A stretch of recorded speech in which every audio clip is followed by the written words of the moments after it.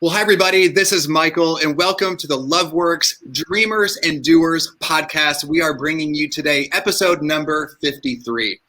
And we definitely know that there is not a shortage of great podcast options that are out there in the universe. We are just grateful that you chose ours today to grow in your leadership journey. I always like to say this at LoveWorks, that we believe that you are never too young to be a dreamer, and you are definitely never too old to get started working on that dream of yours.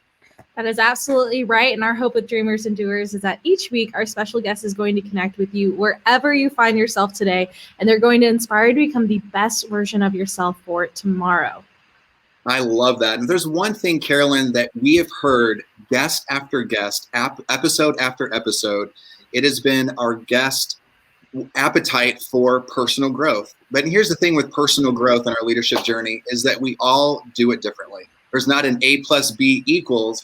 But each week, we also like to curate different types of music, podcasts, blogs, vlogs, organizations to follow, people to follow. But today, we're going to briefly talk about a moment, a spark, something, maybe call it, this might be appropriate, a catalytic moment that you and I both experienced that really lit the fire inside of us, had our eyes opened up in an entirely new way, and really impacted our leadership journey. So, Carolyn, are you up for opening up your vest and sharing one of your spark moments? Yeah, for sure. So I'll share one of my spark moments. This was a little spark moment. And I believe I was in a 6th grade at the time. I was at church, and I think we had just finished up some sort of like group meeting or something along those lines. And I started to help put away chairs. It was later on that someone actually pointed out to me, hey, Carolyn, I don't know if you know this, but you're always the first person to jump to help, and you're always the last person to stop helping. And I never really ever recognized that in myself or realized that I did that. And it was a really nice moment for someone who was older than I was to point it out in me. And from there, I kind of realized, hey, this is something that I can really do, is just help and serve. I think that awakened up a little bit of a servant's heart inside me. Ooh, I love that. That's powerful and so meaningful. There is a guest that we know that likes to say that how you do the little things is how you do all things. So that definitely says a lot about you, Carolyn. I'll open up my vest just a bit. And my spark, my catalytic moment happened a little bit later in life. And it was in my early 20s. And I really had a plan A my whole life. And the plan A was to play a professional sport, sign at least one contract, and the rest would just be, happy-go-lucky. And that didn't exactly happen. But I found myself volunteering with an organization when I lived in Phoenix, Arizona. And we went out on an early Saturday morning. And if you knew me at the time, there were no early Saturday mornings. There might be like an early Saturday afternoon, but not early Saturday morning to go and volunteer. But I found myself on a school bus driving into an underserved part of the city, and we had food on the bus and sports equipment. And so we finally arrived to an apartment complex. And Carolyn, I'll never forget the scores of kids. They must have been looking out their windows, and as soon as they saw the yellow school bus, they came running out of their houses, surrounding the bus, waiting for us to get out. And honestly, that moment, I really couldn't figure out what was all this about. How could these kids be so excited that we're there? And little did I know that over the next 2 hours, that it was a soccer ball that changed my life. And I played kickball with kids. We played soccer together. And then fast forwarding later that night, just before my head hit the pillow and I closed my eyes, I'll never forget the feeling that I had inside, thinking that after 21 years of living, that I felt like my life, call it as microscopic small as you'd like, made an impact in somebody's life. And that's when I made a commitment that night that I didn't know what it would look like or what I would necessarily do, but that I would commit my life and my leadership to working with youth and with people. And so now really fast forwarding, here we are today. So there's a couple of our catalytic moments. Drop in the chat in the comment box below. What was one of your experiences, catalytic moments that really impacted your leadership journey? And that brings us to our roll call time as well. So if you're out there, you're watching, whether you're a student or a parent, go ahead and drop your favorite animal emoji into the chat and also answer today's question of the day, which is, have you ever played a sport? Michael, I think you just gave us a preview, a little bit of some sports that you've been involved with. I did. It involved another ball. It was a baseball. And I feel like my first memory as a kid, 2, 3 years old, 4 years old, was wearing a baseball glove on my left hand. And so I played a lot of sports, but the dream that I had was to play professional baseball. I think if people who know me today probably wouldn't believe it, but I used to play volleyball a lot with my brothers and learned how to set really for them. And then later on, I actually played tournaments for flag football, which is not really my MO whatsoever anymore, but way back when. Well, those of you that have watched and listened to the Dreamers and Doers podcast, you know this about us, is we love to give stuff away. And we have great resources. So we're going to encourage you to be as active as possible in the chat box below. We'll even let you get away with typing in A, B, C, D, E, F, and we're going to send you a resource. We have great resources that were created and written by today's guests, and we're going to get there in just a moment, but would love to just refresh you just on the vision and mission of our podcast. Each week, we have the fortunate opportunity to be able to sit down with a different dreamer and doer who shares at least one of their dream story. And then we love to dig in with some probing questions to hear about the early journey and what were some of those life lessons that were learned early. While some of them may have been hard, but they learned how to persevere and to continue moving forward towards reaching their dreams. And here is our hope at the very end of hearing this conversation and interview today, that you're going to think to yourself, if he can do it, if she can do it, then I can definitely do something. And to warm you up for today's interview, we also have a question and a chance for you to win one of those amazing books of our guests today. And today's trivia question is, what animal is the mascot of the Philadelphia 76ers? What is the animal of their mascot? The first person to give us the correct answer, we will mail you a prize, a book directly to your house this week. Well, let's let him wait no longer in the waiting room. Let's meet our dreamer and doer today, special guest, friend of Loveworks, Kevin Carroll. Kevin is an author of 4 highly successful books published by ESPN, Disney Press, McGraw-Hill, and a kids book about. He has helped turn creative ideas into reality for organizations such as Nike, Starbucks, Adidas, Walt Disney, Target, Proctor Gamble, Columbia Sportswear, Mattel, and National Basketball Association, aka the NBA, and many others. Kevin has been dedicating his life to advancing education, sports, and play as a vehicle for social change and success. He was honored to address the United Nations as part of the UN Year of Sports for Development and Peace in 2005, and is an ongoing advisor and active supporter for many global social innovation organizations. Kevin was named by Success Magazine as one of the 19 SEERS changing the world. Hi, Kevin. Hey, what's happening? What's happening? Hey, Kevin, welcome virtually back to Norman. Yes. Look, Michael, you know I love me some Norman, so I'm any way that I could be affiliated, I'm happy to do it. So I'm thrilled to be a part of your show. Well, we are. Thank you. We are absolutely thrilled and honored. It was such a special moment. We've been reminiscing about 6 years ago when you were last here in Norman, Oklahoma, and you took time out of your schedule. You're in meetings at OU and meeting with students and leadership classes, traveling from elementary school to middle school to high school, and you gave of your time to be able to speak with our students that are part of our after school leadership opportunity. And we're so grateful for that and just what you've invested just in our organization and the lives of our students. Oh, I love me some Loveworks. I'm all about that. So that was not an imposition or something that put me out at all. It was all part of, my ministry, as I like to say, right? That's what it is, right? Is to find a way to lift up the next generation of leaders, makers, doers, and dreamers. So look at that. See, so we're supposed to be doing this. So it's all love. Let's go. That is it. And we're going to launch into this. We're so excited for our listeners and viewers to get to know you more and hear just about your story. But I do want to ask you this question before we launch into the official first question. but pre-COVID, when you did travel, is it true that you would try and carve out a little bit of time to find a playground? Is there any truth to that story? Oh yeah, I'm always. It didn't even have to be a proper playground. I would always be trying to find a moment of play and actually just witness it. And so I was as present as possible when I was being, shuttled from place to place or whatever. And if I would see kids at play or a little basketball game going on or somebody shooting, hoops on a milk crate, or, there may be a wall ball game going on, whatever it might be, impromptu kickabout, right? In some countries, I would always ask the driver or someone, could you just pull over real quick so I can just watch for a little bit? And they would always look at me quizzically like, why do you want to do that? And I'd say, it's a source of inspiration for me.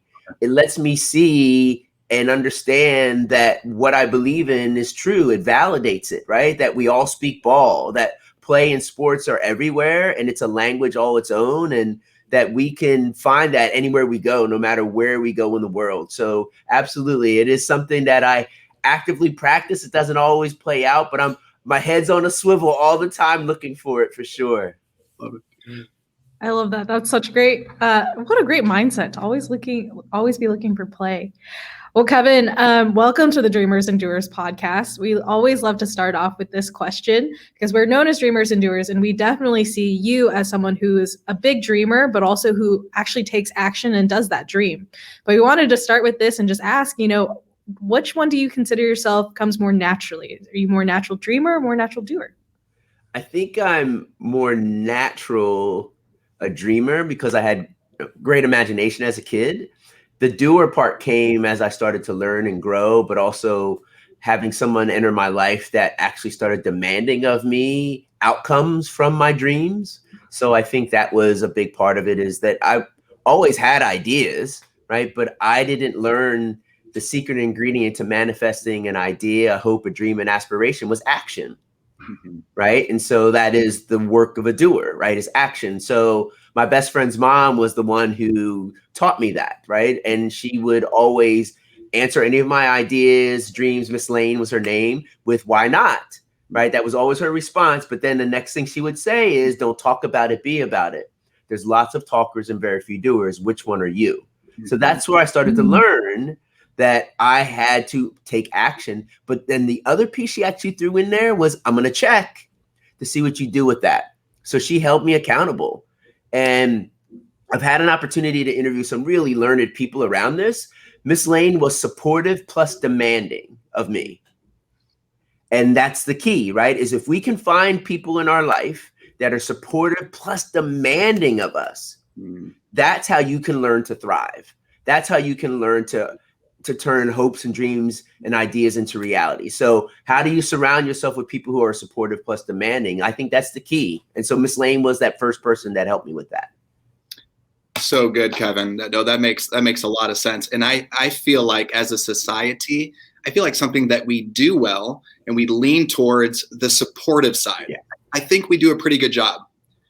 But there's a whole nother side of that equation that you just mentioned. It's also through placing the appropriate demand on this generation and students and or our kids. That's really powerful, Kevin. Yeah, and not expectations. So I think there's something different, because an expectation can lead to disappointment because you're actually projecting your expectation of someone, right? And you didn't actually form an agreement.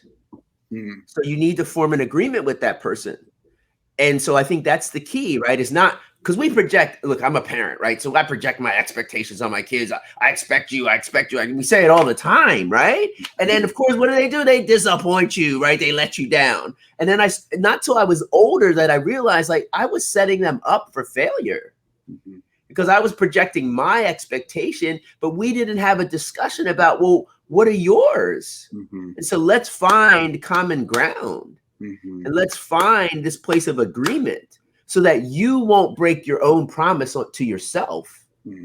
You'll be more prone to follow through if it's a promise to yourself, not a promise to somebody else. So I think that's the key. And Angela Duckworth Grit fame, right? The lady that wrote the book Grit and 23 million, views of her TED Talk on grit. She's the one that actually brings up the idea of supportive plus demanding people in your life. Mm-hmm. And so I think that's a really good point for the adults that are viewing this, right? Is to think about their role within this journey of that young person in their life, is how you can be that, but set up more agreements, right? And sign those agreements, right? But don't just keep projecting these expectations that aren't manageable, right? And aren't theirs. So yeah, absolutely. I just wanted to interject that. I just thought that was important for that to be that clarification around that. It's not expectations, because people will let you down, but agreements. Miss Lane and I had agreements. If I came to the house, I'd have to update her. That was the agreement. If you come to the house after you've told me your idea, then I would like an update. Are you agreeable to that? I'm like, absolutely, Miss Lane. So I knew if I came over there, so I would avoid the house if I didn't have an update too. So she knew I was up to something too, right, dude? So that was the other thing that happened, right? She knew that I was not doing what I said if she didn't see me. That's huge. Kevin, you mentioned Miss Lane, and I know that there are several others that played a huge impact on your childhood. And so let's go back there if we could for just a few minutes. It's been said, and I think that you even said, that circumstances do not have to determine one's destiny. And so would you mind taking us back just a few years and talking and just setting this up of what was life like for you growing up? So my life was children, sadly, they're still experiencing this, but no child should have to go through what I was going through. Yeah. And I didn't ask for it. It was presented to me because of the choices that my parents made. So both my parents were addicts. They made a lot of bad choices. So my childhood was filled with addiction and abandonment, upheaval and uncertainty, dysfunction and disappointment. And that was the norm.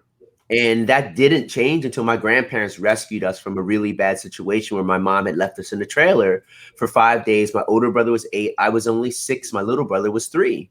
And we had been in a trailer alone. We didn't even know where we were for 5 days. She hadn't come back. And so we got help, got put on a bus, 8, 6, and 3 years old, sent back to Philadelphia. We didn't realize it was 200 miles by ourselves on a Greyhound bus. And the bus driver only had a promise that my grandparents would be waiting at the bus station in Philadelphia and would pay them.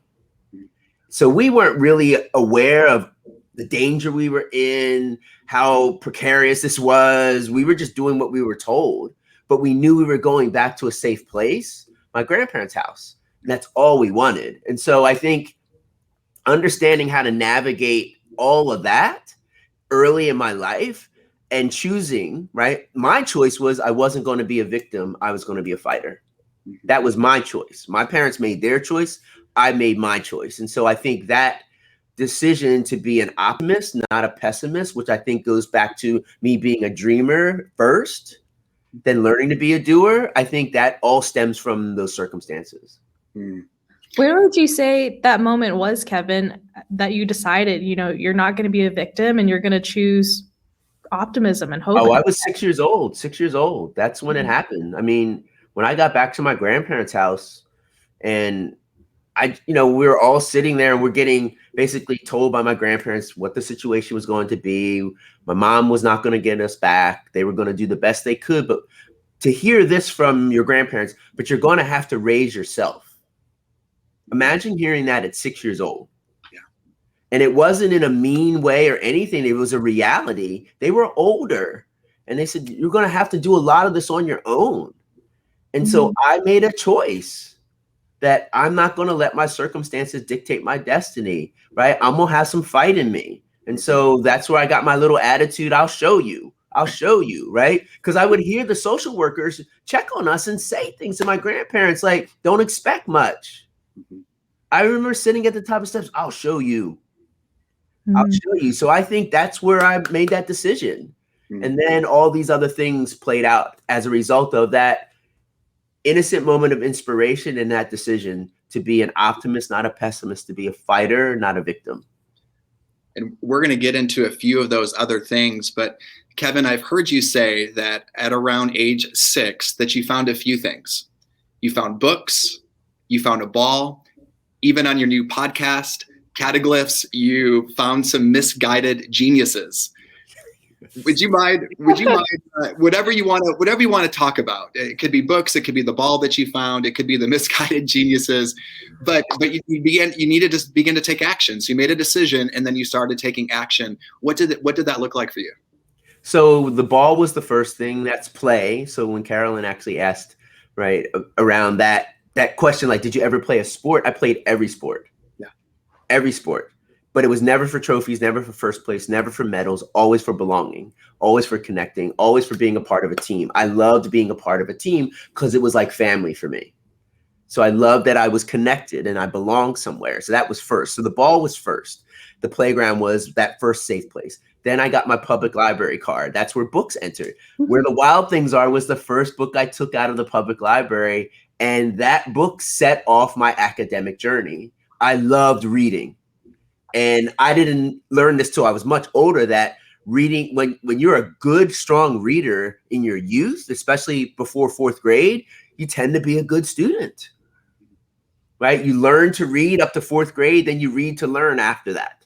So I was a really good student and it didn't go unnoticed by my teachers.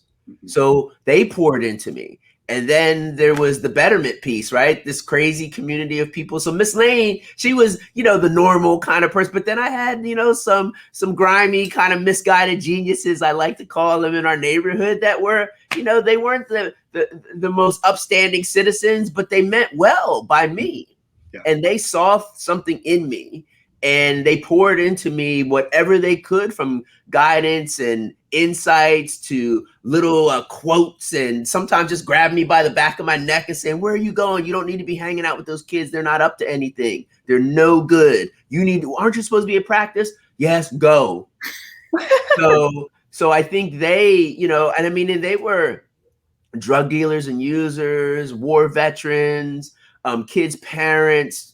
All these different people knew my story. They knew my story of what I was dealing with and what I was navigating, and they all wanted to pour into me whatever they could. So I always say that I'm a mosaic of many people, and all of them helped in whatever way they could. Some of it was good stuff, some of it was a little misguided, but it all kind of forms who I am. Yeah, so good. I love each of those stories. And Kevin, if you wouldn't mind, could you just let us in on Nana Carroll? Oh my gosh. We've got to hear Nana Carroll. Nana Carroll. I used to think since my great grandmother, Nana Carroll, I used to think she was the meanest person because she made us sit still before we could go play. Every Sunday we went to their house, right? You had to go after church. It was I just thought my grandfather was so mean, right? That he would make us go to see Nana Carroll, right? So, and so, I was raised Baptist and Episcopalian. So I tell people we're Baptopalians, right? So that's what we're called, right? So it was every other Sunday you'd go to one church or the other. So, but we always went to Nana Carroll's after church. So my grandfather could be with his brothers. They'd hang out.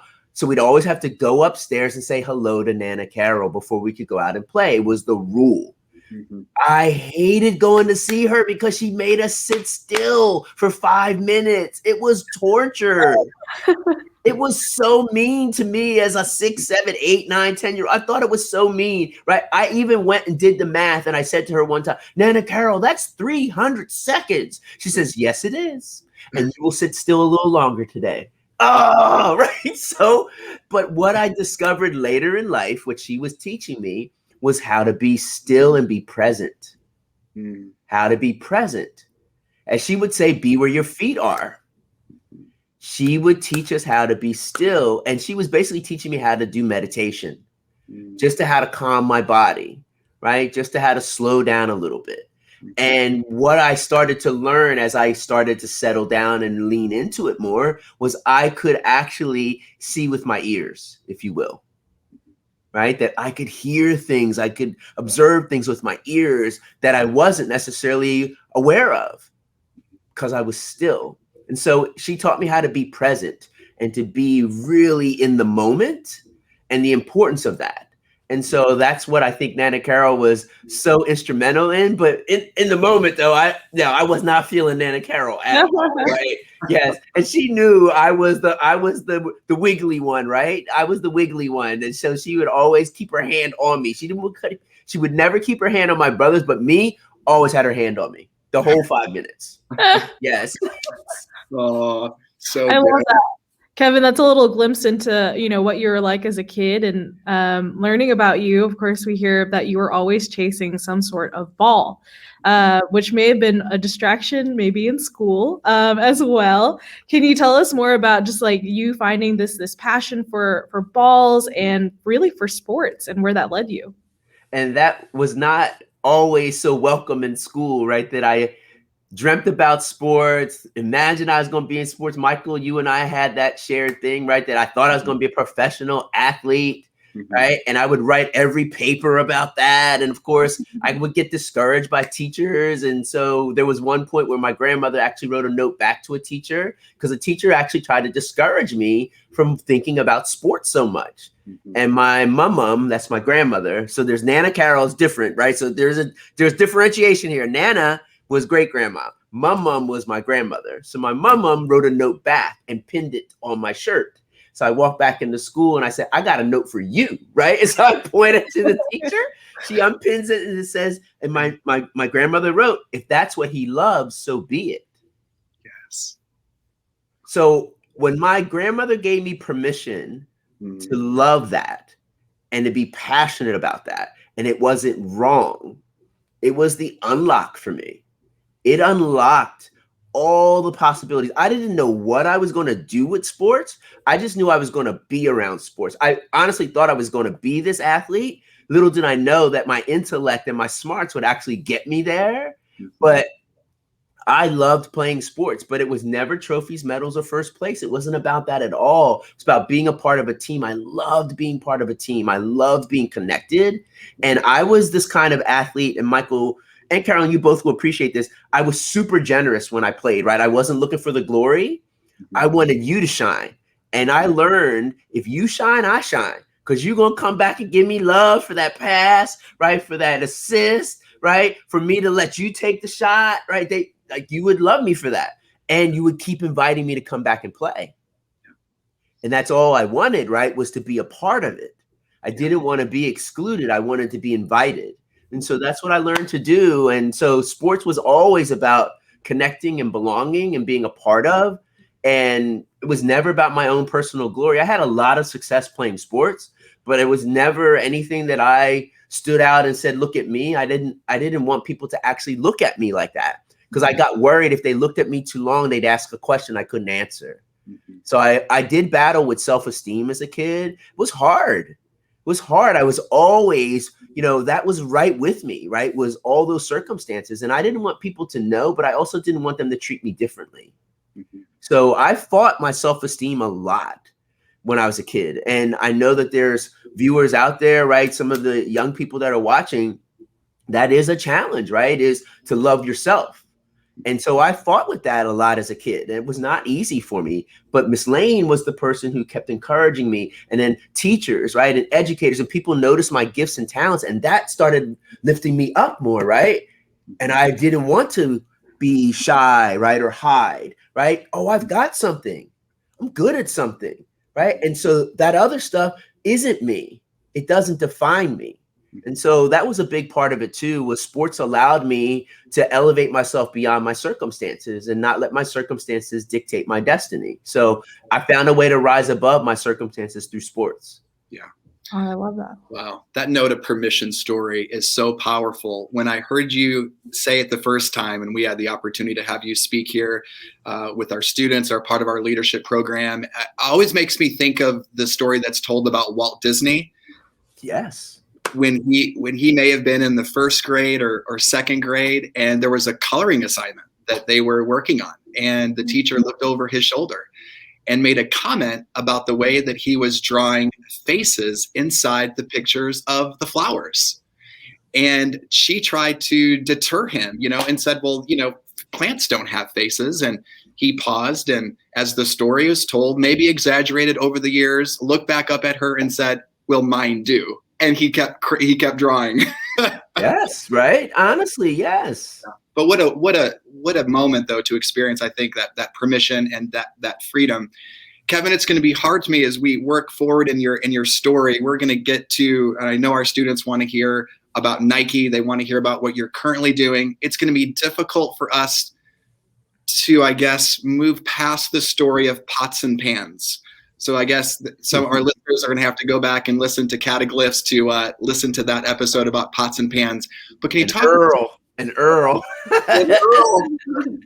dropping some nuggets, dropping some wisdom. Yeah. But let's talk about the Air Force. The journey eventually led you into the Air Force, and there was a powerful moment where you learned, and not saying this wasn't something that you did before, but the power of speaking up. Would you mind letting us in on that moment? So Nana Carroll taught us, right? A closed mouth don't get fed. You got to speak up sometimes. You got to let people know your hopes, your dreams, what you want, right? They can't read your mind. So I got that poured into me a bunch of times by Nana Carroll. So I'm in the Air Force and we're going to career day and I'm going to be a security policeman. I've signed a contract to be that. And we're marching into the room where we're going to have the briefing about our new jobs and how our training is going to happen and all that. And I'm in basic training at Lackland Air Force Base in San Antonio, Texas. So as we're marching through this room, this hallway, you're not allowed to turn your head or anything, right? You have to keep your head straight. I glance and I happen to see this note written as small as it possibly could be on a blackboard. We have volunteer jobs, just ask. But I keep my head straight. We go in the room. They start unveiling our job. And I'm like, oh, no, this is not for me. No. And listen, there's a lot of people out there that think that would be the perfect, amazing job. But at this moment, there was a person walking the perimeter of a fence in pitch dark, right? With this voiceover, the security policeman is ever vigilant, right?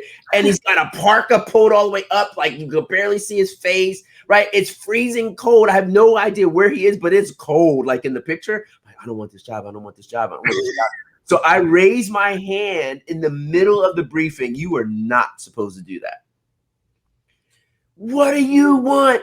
Who are you? These drill instructors come and they put the bills of their hats right next to my ear and they're yelling at me from both sides. Who do you think you are? I can't believe you're interrupting my briefing. What is your name? Sir Airman Carroll. Where are you from, Carroll? I'm from Philadelphia, sir. You come all the way from Philadelphia just to tick me off, Carroll. No, sir. I have a question. He says, what is your question, Carroll? Sir, can I get another job? They're like, no, you signed a contract. Sir, I saw a sign. Don't get mystical with me, Carroll. What do you mean you saw a sign? No, sir, there was a sign on a chalkboard downstairs. They said there was a sign. So they start talking over top of me. Was there a sign? Did you see a sign? I said, where'd you see the sign? It was on the chalkboard, sir. And it said, we have volunteer jobs. Just ask. And they looked at each other. They said, well, we can't keep you from volunteering. Go. And I walk down this hallway. There's a woman sitting there. And she says, can I help you? I'm volunteering. I have no idea what I'm volunteering for. I'm volunteering for whatever you have available. You had it on the sign here. And she goes, oh, yes, we need Morse code operators or language translators. I said, there's no way I can do the language thing. I dropped Spanish after 5 minutes in high school. I'm not going to be able to do that. Right? She goes, well, you got to take both tests. I take both tests. I pass them. They actually discover I have a language ability. And I end up going to language school and I learned Serbian, Croatian, and Czech and German. I can read Russian.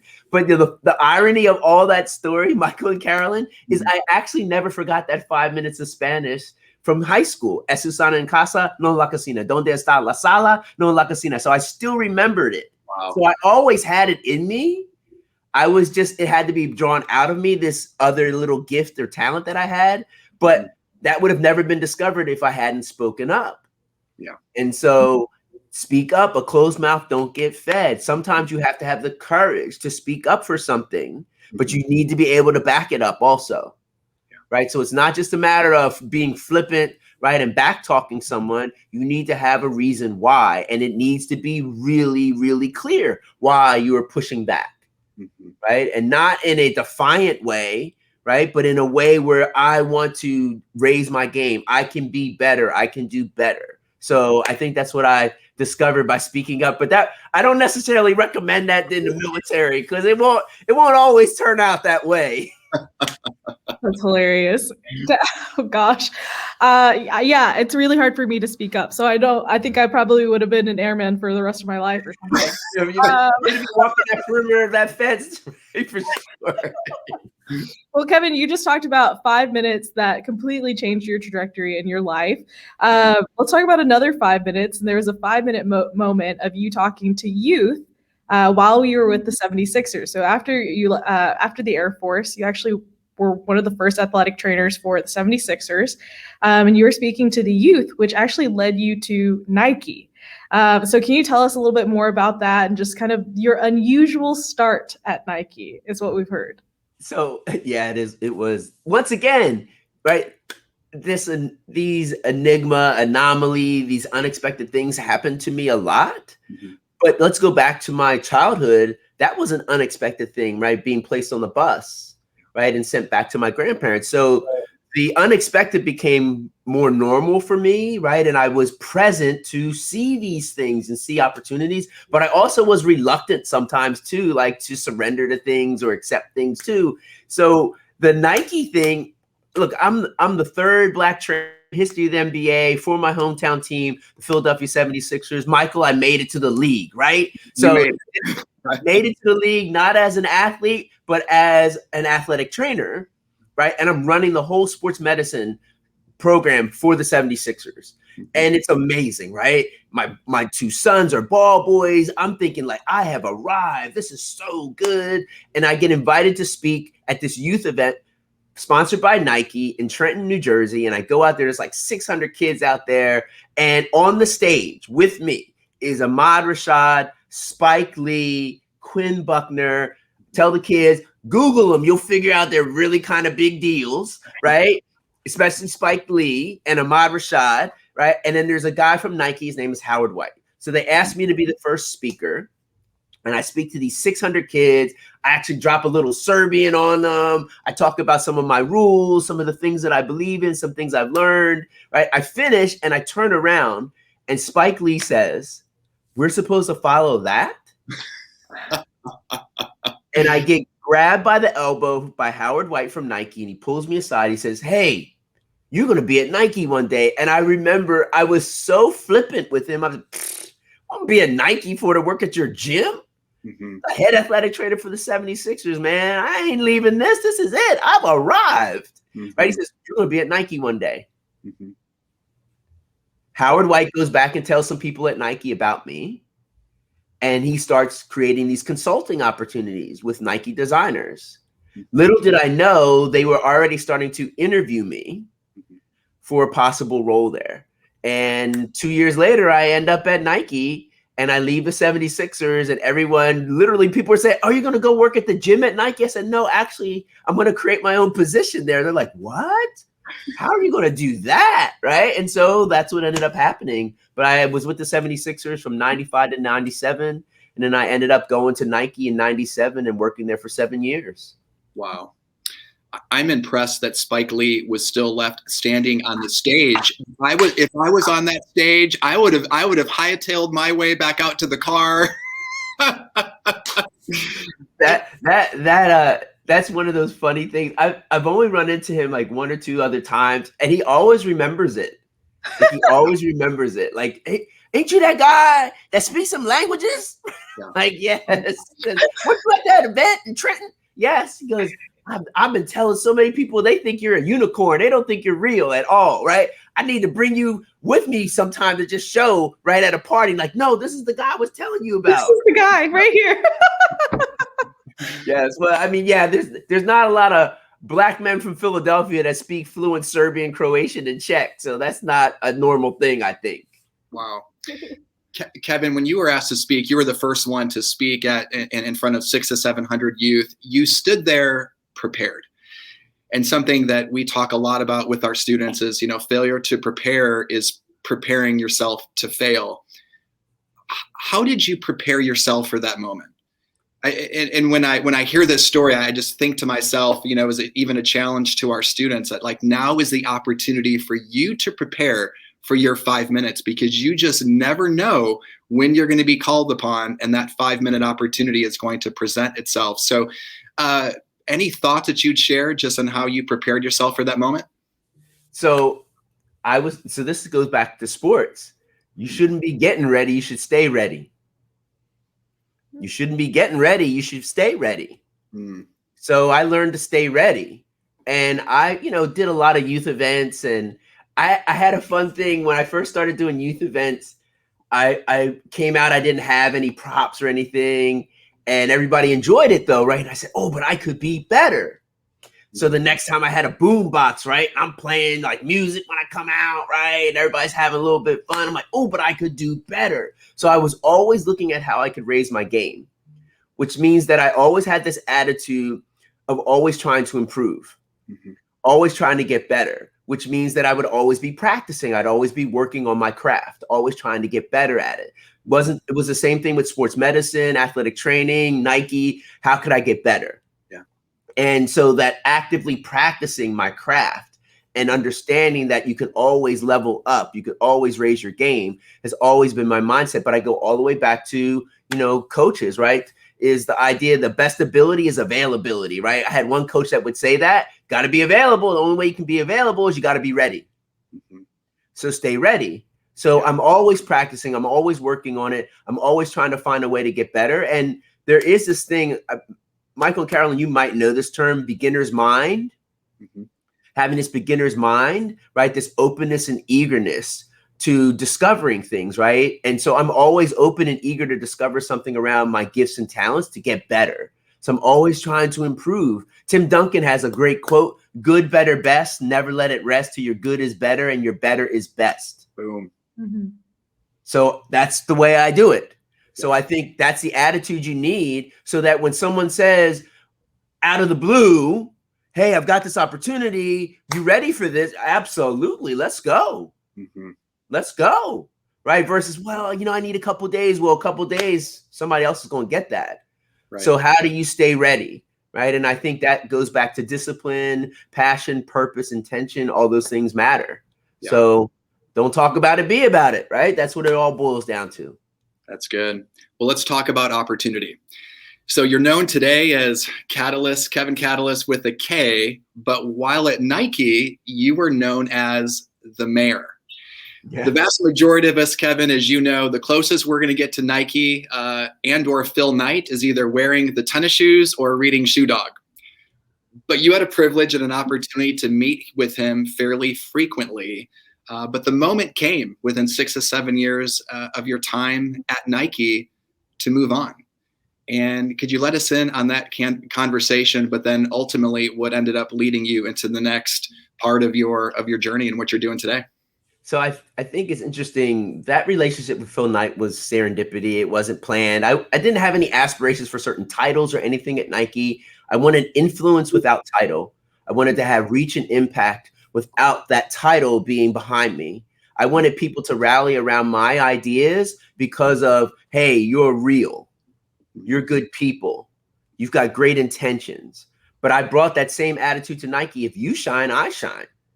I'm going to get mine. So I had that team attitude, the things I learned from playing sports. So at Nike, Phil Knight started hearing about some of my projects that I had done. I called them creative capers there, right? So I had these little capers that I would pull off, right? They were always in the right spirit. They were never about me. They were always about elevating the culture and community and connections at Nike. I mean, I got 3,000 people to play tag. That's a whole nother story. But yeah, 3,000 people played tag for 3 hours. It was amazing, beautiful bedlam. But Phil Knight wanted to connect with me because he said, hey, you know this place. You're like the mayor here. He said, I might be CEO and chairman, but Kevin, you're the mayor here. So we met regularly, monthly meeting for like 2 years.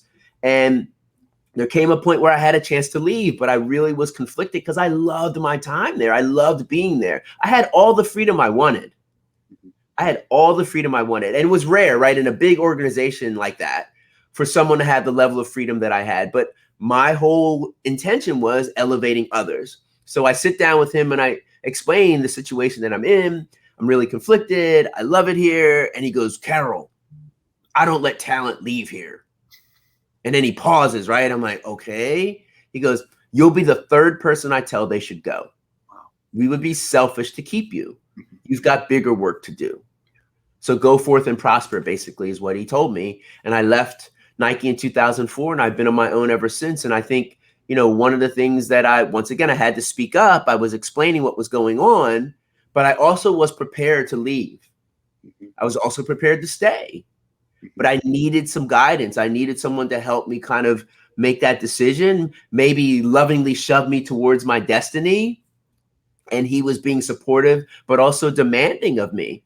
Like he says, I know there's greater things awaiting you. And then he said, you have to meet with me over the next couple years just to check in. So that was the thing that he asked me to do, was to come back. So I came back, and I still have a wonderful relationship with Nike. I've been going for 17 years now. But I know that conversation was catalytic for me to know that I had his blessing, if you will, to go out, right, and to go forth. And I just think that was another one of those unlocks for me as far as making a decision to leave something that most people would have never left. But most people wouldn't have left the 76ers. Right. Most people wouldn't have left that college job that I had. Many people wouldn't have left that great, Plum high school athletic training job that I had. Many people would not have left the military, the Air Force. So I think a lot of that, when you talk about opportunity, right, there is this notion that preparation, right, and opportunity meet equals success, right? That's where success happens, right? But what is that other thing? The only place that success comes before work is in the dictionary, right? So like that's the other thing that you hear, right? That's the only place that you'll see where success will come before work is in the dictionary. Mm. So you got to put the work in, right? That's the way opportunities happen. Mm. So good. So our students now and our viewers, listeners are wondering, okay, so where did he go? What did he do? Can you tell us now about Catalyst with a K? So look, I think as it has evolved over 17 years, I thought I was going to be a certain thing. And that was just grown into this. I think I'm an instigator of inspiration. That's really what I'm doing. I'm an author and a speaker, but I'm an instigator, right? And I think I've always been that way, where I've always been trying to find a way to instigate inspiration, bring people together, build community and connection, and to let people know that, circumstances don't have to dictate your destiny, that you can rise above anything that you're dealing with, but you need to surround yourself. You need to have something that will get you out of bed in the morning. You need to know why. Yeah. So what are you chasing? All these things are things that I like to share with CEOs all the way down to grade school kids. And this is the work that I'm called to do. So I know that all the things I've gone through, all the things I've experienced have all shaped what I am today and prepared me for this moment, right? To be this, what Miss Lane was for me, a CEO, a chief encouragement officer for the next generation of leaders, makers, doers, and dreamers. Mm-hmm. So that's what I've been doing, man, for 17 years, writing books, running my mouth, and instigating inspiration. I love that. Well, Kevin, can you? I think you just gave us a little preview of that, but can you just tell us more about why you love what you get to do? Well, Carolyn, I think that's a brilliant question, because many people don't get to feel like their work is their play. It is for me. And I always say, though, you can find something that brings you joy. It doesn't have to be your work. I'm very fortunate that way, that my work brings me joy. But work can be a conduit to your joy. So I always tell people, don't hate on your job, right? Because that job, that Monday that's coming, means you have a job, which means that you can reduce economic noise, which means that you can then go after the thing that brings you joy. So it doesn't always have to be your job, the work you do. It can also be something that you find time for. So I think that I've discovered the thing that got me out of bed very early in life, right? And it was a ball, and then it was books, and then it was learning how to better others, because I was bettered by a community. But the ball and books first, right? I know that's what I love, and I'm always going to do that. But betterment is also this third piece. So those are my 3 Bs. I love them so much, I set up Google alerts.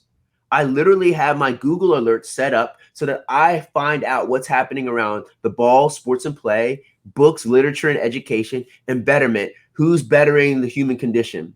And I get Google alerts every morning, a download from Google of anything that's happening in those categories. So I'm plugged into that world. I stay as current as possible. I'm invested in that every single day. And I think that's what we're pursuing, right? Is finding that thing that we love, right? That we blur the lines between our work and play. And I found a way to do that. And I think that's been, the blessing that I've received, but I've also had the clarity. I've had people around me, surrounding me, supportive plus demanding people. And it's allowed me to thrive.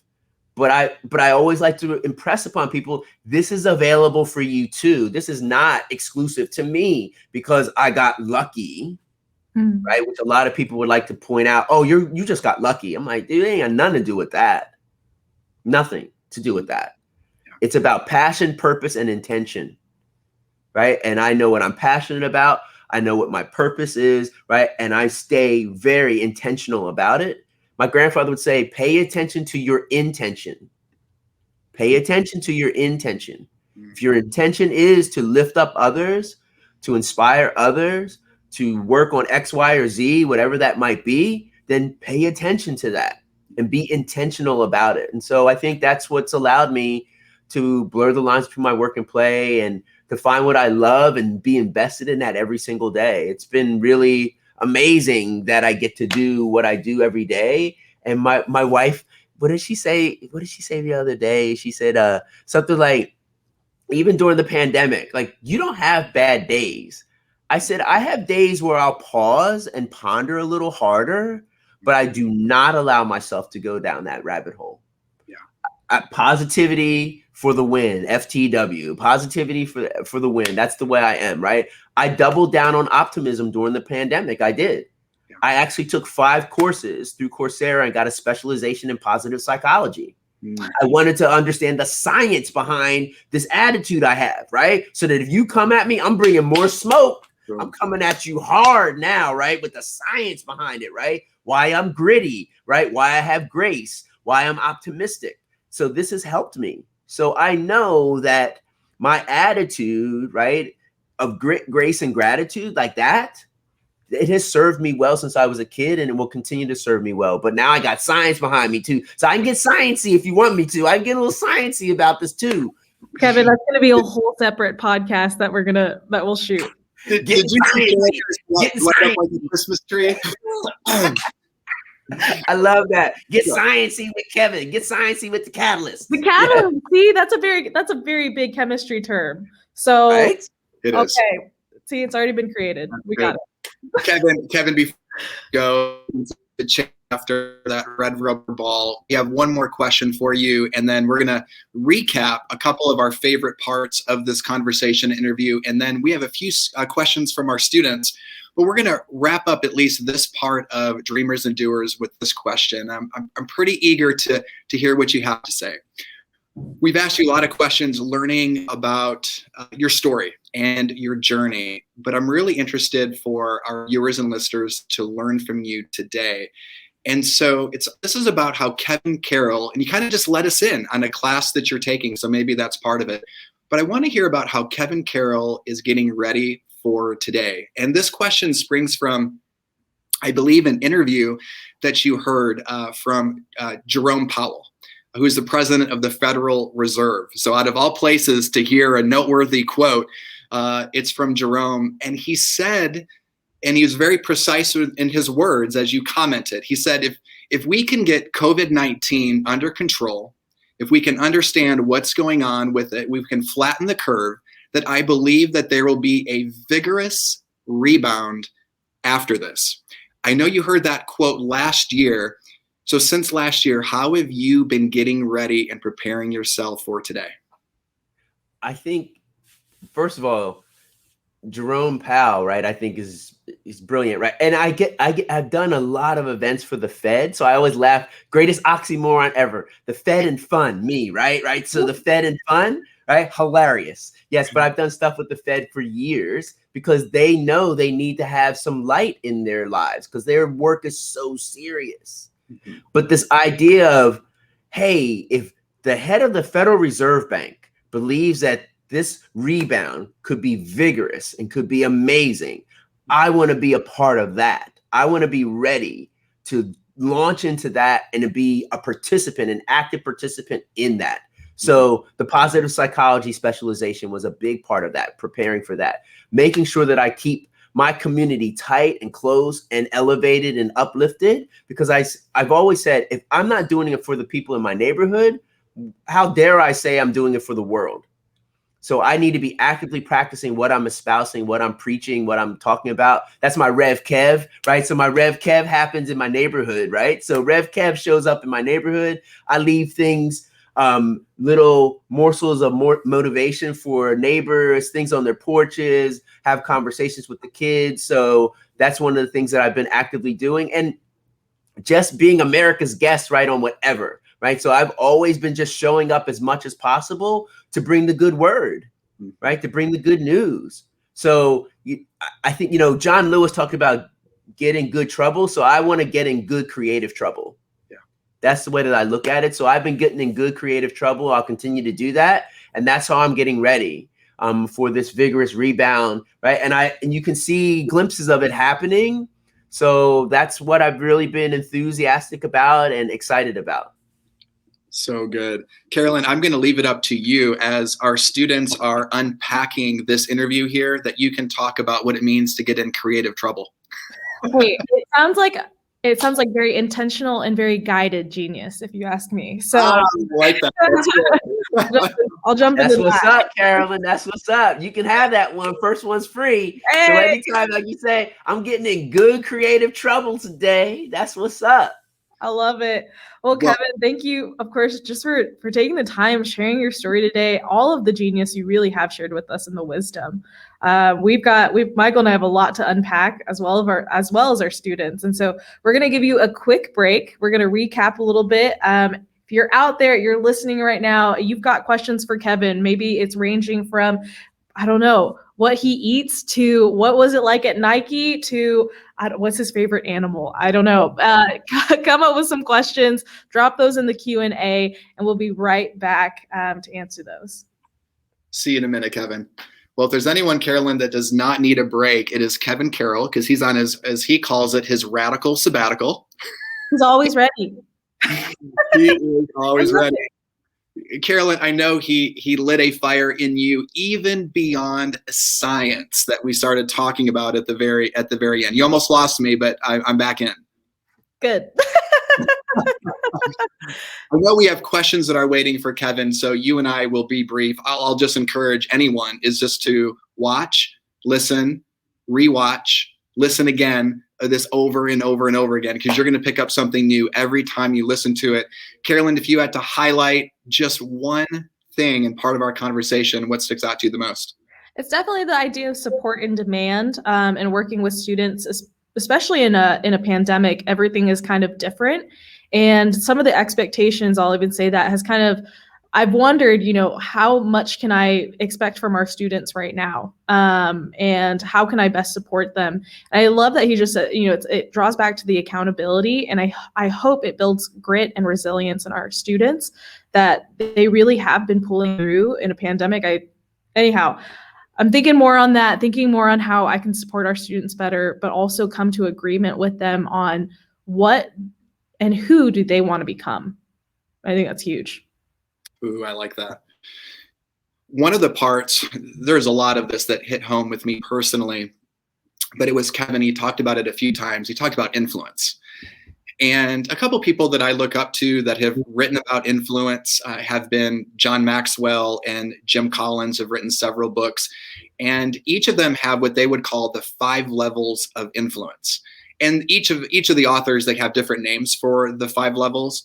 But I like both of them. But John in particular, I believe he says that the lowest level of leadership is title, being given, and so he starts there and then he works at, you work your way up. And wow, I was so encouraged to hear Kevin talk about his aspiration after just looking and learning about all that he's done, that he's living a life of influence without the title. And that is such a powerful thought. And if that thought could get ingrained from our head into our hearts, and if we could live that out, talk about the impact that this generation could have out there for doing good. So that and so much more. But let's bring Kevin back, as again, I know that we have a good few questions and hopefully enough time to answer them.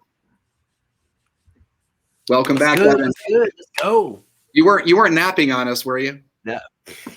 Well, man, stay ready. I told you that, right? So Kevin, I'm curious, do you take naps?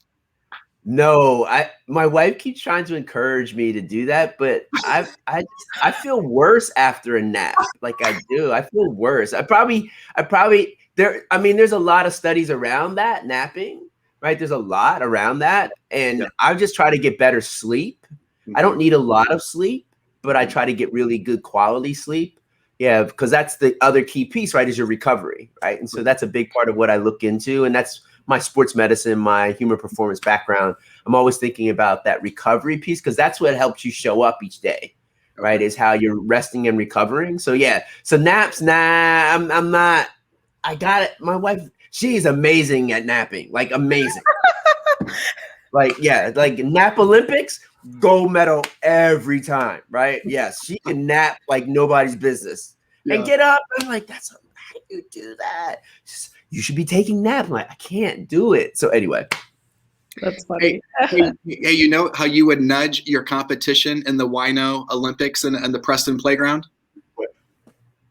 How you would lean when you get ready to start your race? Oh, absolutely, yes. That's what my wife's going to do after she hears what you just said about napping. She's going to nudge you. She's good at napping. I'm terrible at it. I'm just terrible at napping. I just am. Yeah. So I've tried. It's not like I haven't tried. I just I feel groggy and just off and yeah. And then I think I worry more about what I missed out on, even if it was only like 15 minutes. I'm like, well, I might have missed something. So I think that's why I'm not really good. So it's more of a fitful kind of like, my eyes are not really sleeping or whatever. So yeah. Well, okay. Well, let's get into our first question. And this is a video question, audio question from our website. And it's an opportunity for our guests that may not be able to either watch live and they have to wait for the podcast to drop. But this question comes from Kaylee, who's 12 years old. Okay. Hi, my name is Kaylee and I am 13 years old. My dream is to become an author. Kevin, your journey is an inspiration. Can you tell me about a time you were able to turn a bad situation into an opportunity to grow? Great question. Opportunity to grow in a bad time or a challenging situation. I just think, I told the Air Force story. Obviously, that was one that was really challenging and one that it wasn't necessarily a bad time. It was just like, is this going to turn into a bad time? Mm-hmm. So I think, Kaylee, what I've discovered in my journey is being able to speak up, being able to get people to rally around my ideas, my hopes, my dreams, to support me, but also hold me accountable. So that's been the key thing. In any of the times that I might have been dealing with something challenging or something that could basically get in the way, be a barrier to my hope, my dream, my aspiration. So I think making sure that I've created the right tribe around me of supportive and demanding people has really helped me be able to navigate anything that could potentially get in the way of me manifesting my hope, my dream, my aspiration into reality. But the Air Force story, definitely listen to that. That will give you a great insight into one of those like really crazy situations that could have went the other way, could have went off the rails for sure. We've got another question here for you from Cameron, who's 11, and they ask, you've overcome so many obstacles. What has kept you motivated? So I think I've just always been with this mindset of being an optimist, of being a fighter versus being a pessimist and being a victim. And I think that stems back to when I was young, very young, but also hearing people write me off, hearing people basically say, my circumstances were going to dictate my destiny. Look at what he comes from. It's not going to amount to anything. And I would always say, I'll show you. So I got an attitude, I'll show you. But I wasn't just saying that, I'll show you. I was about that action, right? So being about that action, right? And manifesting and getting people around me really made a difference. So I think that was how I realized that was deciding that I wasn't going to be a victim, deciding that I wasn't going to be a pessimist, and deciding to be a fighter and deciding to be an optimist. Kevin, we have 2 more questions for you. This one is from Laura, and she asks, Kevin, you worked with some pretty big companies. What was one of your favorite projects to work on and why? Wow. I'll give you a current project. So I just did this really amazing, like super dope project with Warby Parker and Pharrell's I Am Other and his nonprofit, which is called Yellow. And we did this whole workshop series on belonging, community, possibilities, and other, celebrating your other. And they designed this dope, amazing set of frames. Wait, I have them here. So you just kind of played right into my plan because I didn't know if I was going to get a chance to share them. But these are the frames. They're so good, right? So they call out the yellow. So when nerds would do the nerd push, right, they push their glasses up. So this is actually to call out, how do you celebrate your other? How do you recognize how you're unique and special?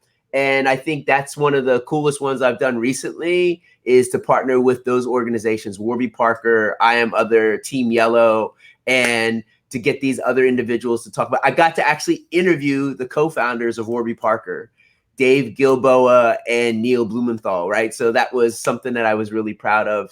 So yeah, so there you go. I love that. Kevin, I've had glasses since first grade.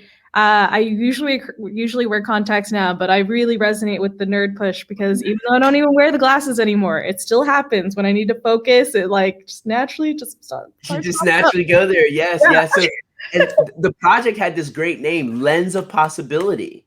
Yeah. So being able to see your possibility, right? So whether you wear glasses or not, I think it is this opportunity to see your possibilities. And the whole idea was to find your voice, your potential, and your power, and celebrate your other, that we're all other, we're all unique in our own way. So yeah, so that was really, really cool project that I just recently did. So I'm glad I got a chance to share that. Well, we want to give you a chance to share even more. And I think this last question is great before we send you off. And this one comes from Charlie. And the question is, what was it that inspired you to write your first book? And had you written anything before then? So Charlie, you should know this. My first proper name is Charles. So we got that in common already. Yes. So Miss Lane was actually the inspiration behind my first book. I had never written a book before that. And she insisted for easily 10 years, a decade, for me to write a book. And I kept saying, Miss Lane, why do I need to write a book? And she said, well, there's another you out there that needs to know it's possible. Yeah. You should write the book for that person. And so that was my inspiration to write my first book, Rules of the Red Rubber Ball. Miss Lane was that. And so I just think that was the beginning of something I never thought, but I always loved books. So it actually makes sense that I would become an author, right? But it wasn't in the plan. Miss Lane was the instigator of that. This book, by the way, you have a built-in fidget spinner in your book. Yes. You just on do. The cover. Where did the idea come from of the actual texture of the ball? So when I worked with the design team, when we were designing this, because it was first self-published, and I said, we should actually call out the texture like a real ball on the cover. And so I love that, right? Adults will actually not rub that, but kids will always rub it and sniff it to see if it's really the ball. And it's so funny when they show me their books, you see little nose prints on it. Oh my God. Hilarious. Yes. So kids will always authenticate if it's real or not, but the sniff, yes. Well, Kevin, this has been an absolute delight. We've been looking forward to this time for a long time to get you back with us and just to be able to drop wisdom and nuggets like you have. We're gonna of course include in the show notes, like we always do, where to find you. And as you would say, hey, just Google me and you're gonna find Kevin Carroll.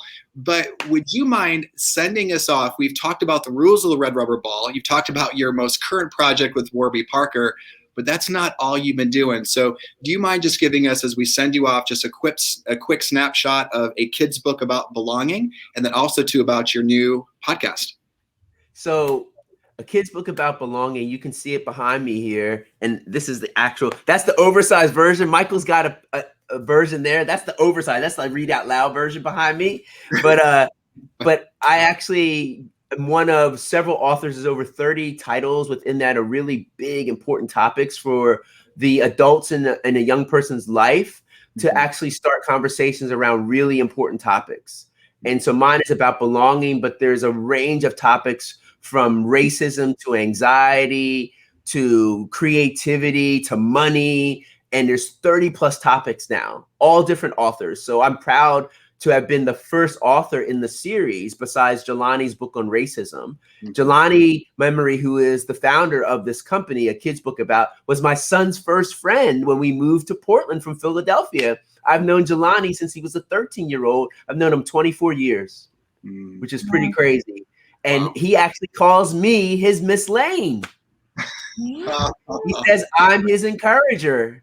Wow. And so it's just, I'm so proud of what I've watched him grow up to become. And he's always included me in a lot of his projects. And so that's one he was working on. He asked if I would be the first author for them to figure out how to actually do the workshops for designing the books.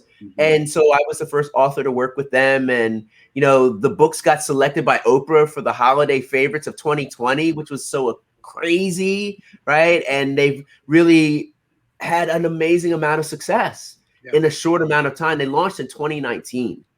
So they're barely 2 years. They're not even 2 years old yet.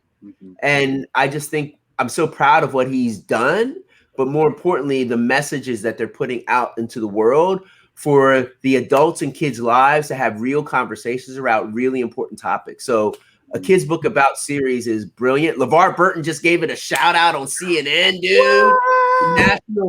National Read, what was it? Read Across America Day last week. Yeah, he gave it a shout out. So Reading Rainbow shout out. Come on, right? So yeah, so I'm really proud of that project, and even more so, just proud of the fact that I've been able to carry on the legacy of Miss Lane and be that next iteration of her, the 2.0 version of Miss Lane, the CEO, a chief encouragement officer of others. And that's what I hope that we've been able to do here, right? Is to encourage someone who needed to hear this message today. And I've always been a firm believer, my actions may seem small, but their collective impact will be great.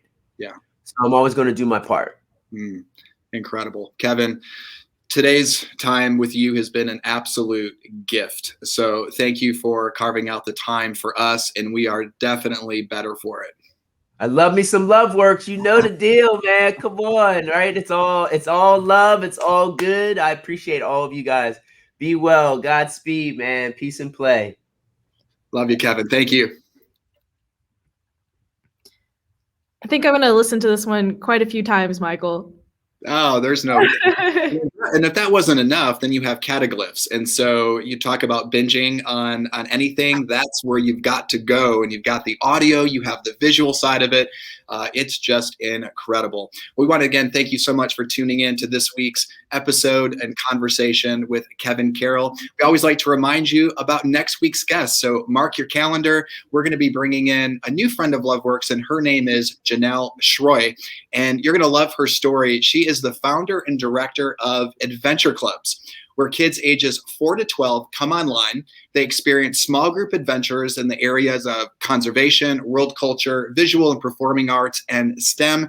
And Carolyn, correct me if I'm wrong, she's currently traveling the world right now for the next couple of years with her kiddos. Yeah, she's all over the place. It's pretty stinking cool. So I know Kevin likes to collect his hotel room keys and his bag tags. And so I think Janelle is going to be collecting a lot of those over the next couple of years. So definitely mark your calendars. Cool. And remember, real leaders, they don't blend in, but they stand out. Dream big. Do your dreams.